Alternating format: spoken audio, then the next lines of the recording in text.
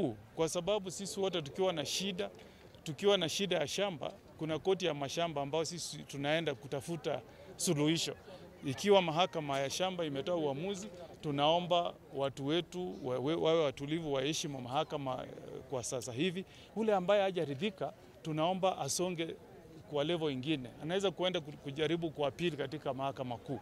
Lakini kwa sasa tuheshimu hiyo, ndiposa tuwe na amani kati ya wakazi wa Nyamira na wakazi wa kaunti ya Kisii. Asante sana. Hiyo ndio sana. Ntuwe una community omugusi korora tension twatwarire between abakazi be kaunti ya Nyamira na abakazi be kaunti ya Kisii.